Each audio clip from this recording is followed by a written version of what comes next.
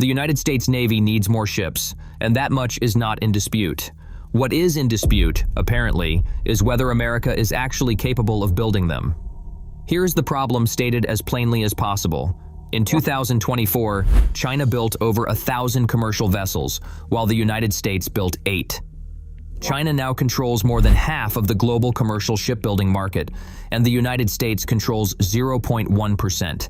And this isn't a recent collapse or a consequence of one bad decision. This is the result of decades of systematic disinvestment, compounding quietly in the background while everyone was watching other things. The Navy knows it is falling behind. The Congressional Budget Office knows it. The think tanks have written the reports, and the Government Accountability Office has filed the findings. And yet, as of this summer, the United States government has arrived at a conclusion so structurally contradictory that it sounds like a punchline before it sounds like policy.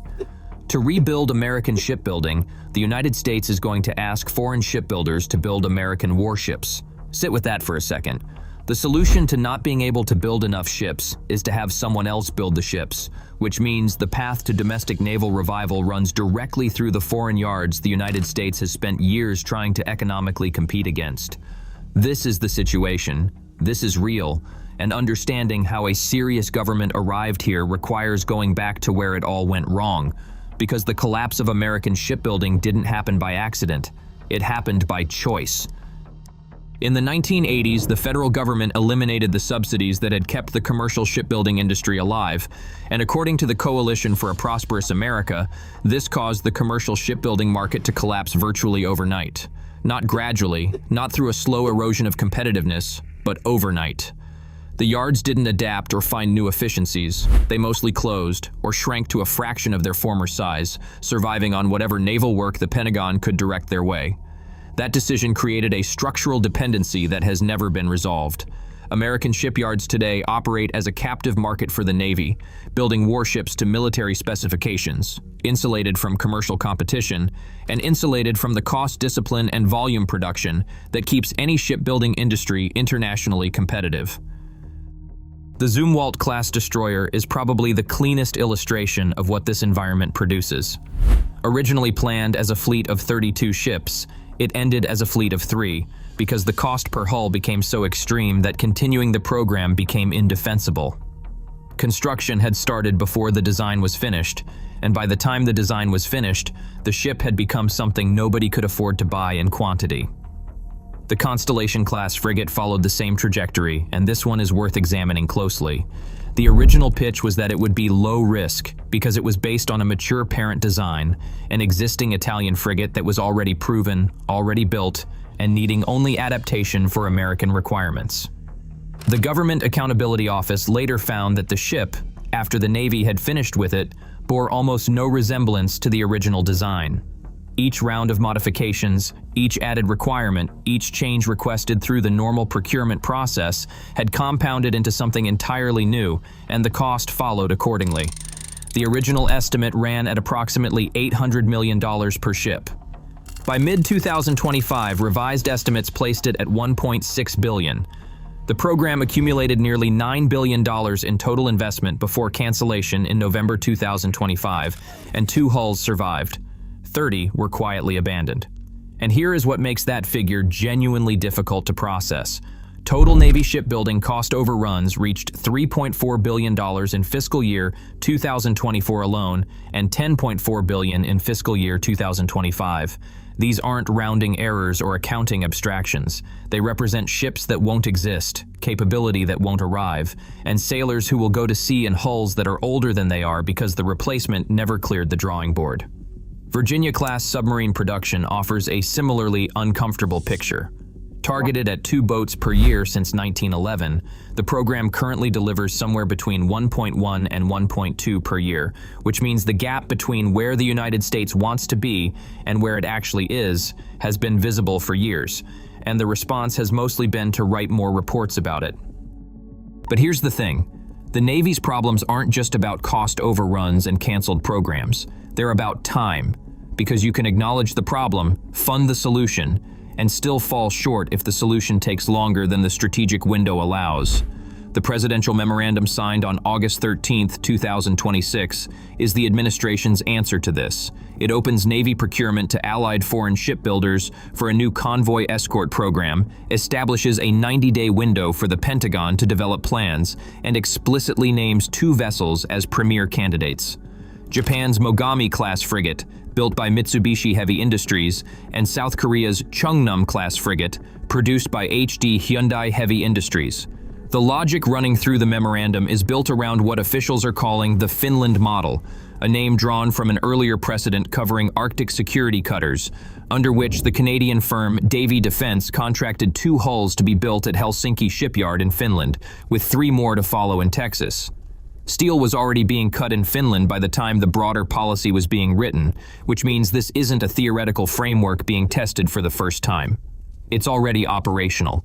The idea is that foreign capacity delivers ships quickly, and in exchange, foreign contractors must invest in American infrastructure, acquire stakes in American shipyards, transfer proprietary technology, and commit to building all follow-on vessels on American soil. The Mogami-class fits the convoy escort requirement in ways that are genuinely compelling on paper. It displaces around 3,900 tons, runs at approximately 30 knots, and carries a crew of roughly 90 people, which is dramatically smaller than a conventional frigate of similar capability, achieved through extensive automation.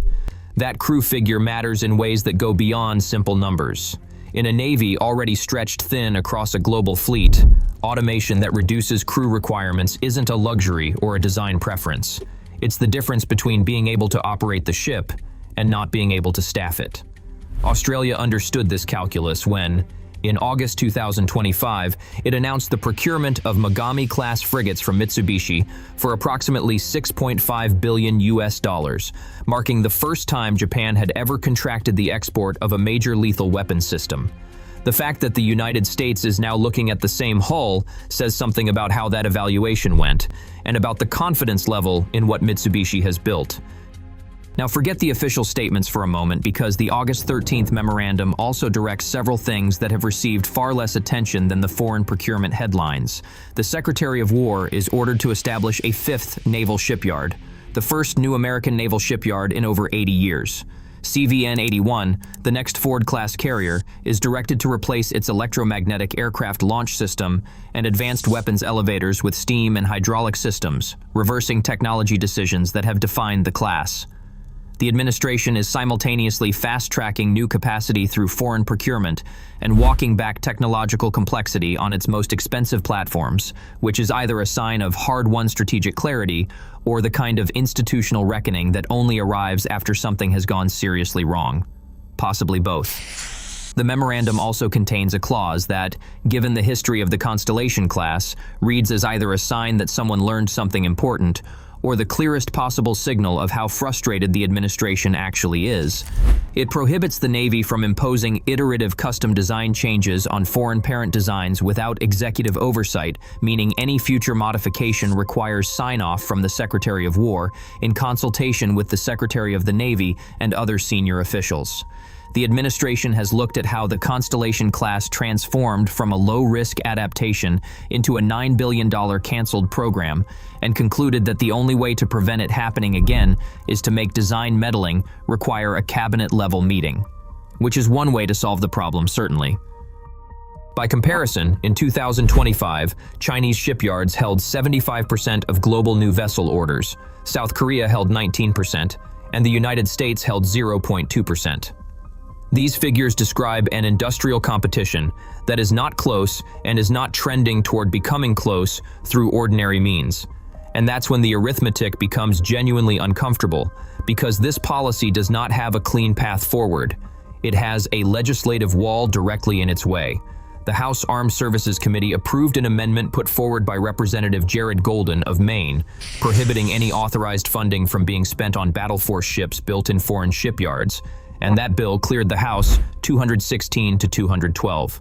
The Senate Armed Services Committee's version of the Defense Policy Bill goes further, seeking to remove the presidential waiver authority the administration is relying on to make this entire policy legally viable.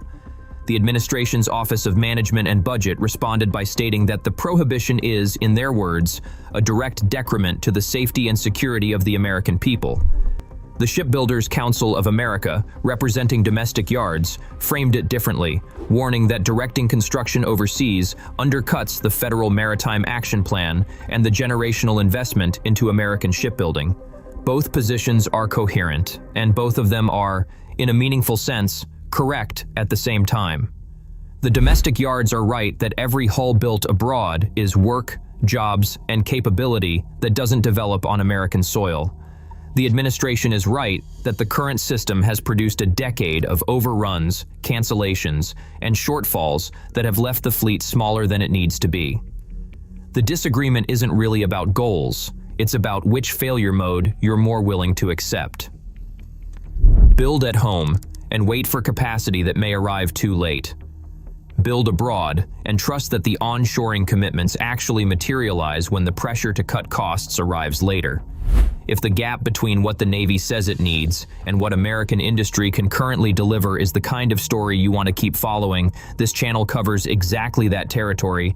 And the next phase of this particular confrontation, the legislative collision between the memorandum and the National Defense Authorization Act, is already developing.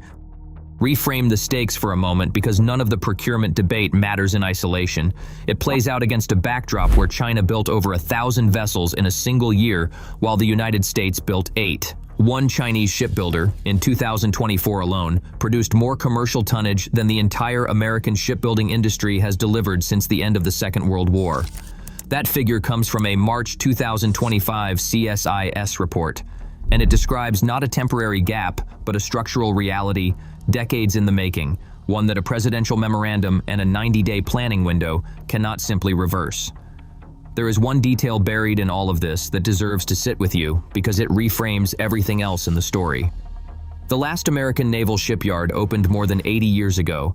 The administration has now ordered the construction of a 5th one, which is not a small or incremental step.